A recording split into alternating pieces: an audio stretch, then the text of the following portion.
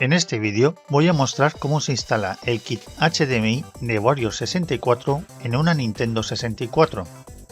El kit viene en una caja. Dentro está el manual de instalación y un reemplazo de la carcasa.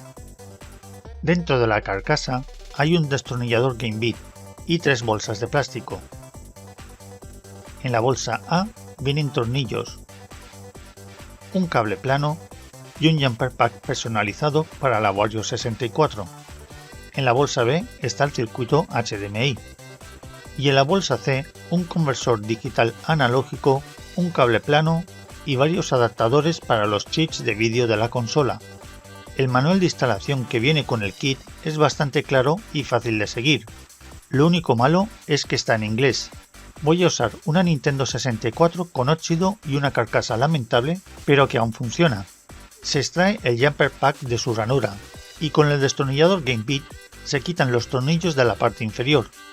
Una vez abierta la consola, se quitan los tornillos que hay alrededor de la placa base. Así saldrá todo de una pieza. Ahora viene instalar la electrónica. Lo primero es colocar el conversor digital analógico. Hay que poner la placa base boca abajo y quitar la chapa metálica inferior.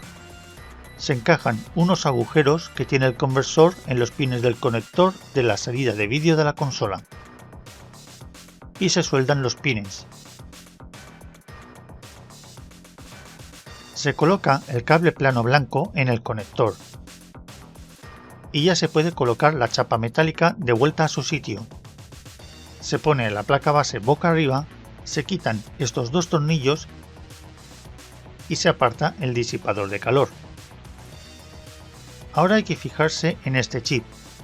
Si es un VDC NUS, hay que poner el adaptador marcado como C1.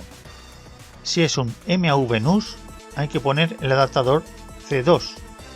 Y si se trata de un DNC NUS, entonces el adaptador C3. Como esta consola lleva un chip MAV, pondré el adaptador C2. Hay que colocar el adaptador junto al chip y como veis no encaja del todo en el hueco y queda un poco por encima del chip RCP. No pasa nada porque hay bastante espacio, pero podrían haberlo diseñado mejor. Con un soldador de punta fina e hilo de estaño de 0,3 mm de grosor, sueldo las patillas del chip al adaptador. Y con esto habríamos acabado el trabajo de soldadura del kit. Ahora se coloca el cable plano que conecta el adaptador al circuito que he soldado anteriormente, respetando cuál es la entrada y cuál es la salida. Va un poco duro y hay que hacer fuerza, pero acaba encajando los conectores. Se vuelve a colocar el disipador de calor y se asegura con sus tornillos. Es hora de instalar la placa base en su nueva carcasa. Primero colocamos el prolongador de LED de la consola.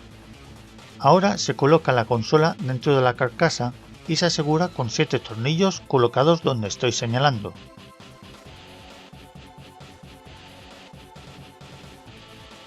Se pone la cubierta del puerto HDMI y cojo el circuito HDMI. Le conecto el cable blanco y lo coloco en su hueco, asegurándolo con 3 tornillos pequeños. Se ponen otros 2 tornillos largos junto al puerto de expansión de memoria y nos aseguramos de que el interruptor de la consola esté en posición de apagado. Para acabar, se pone la parte superior de la carcasa con el interruptor en apagado para que encaje bien y se asegura con 6 tornillos por la parte inferior. Y por último, se coloca el jumper pack que viene con el kit. Con esto se acaba la instalación del kit del Wario 64.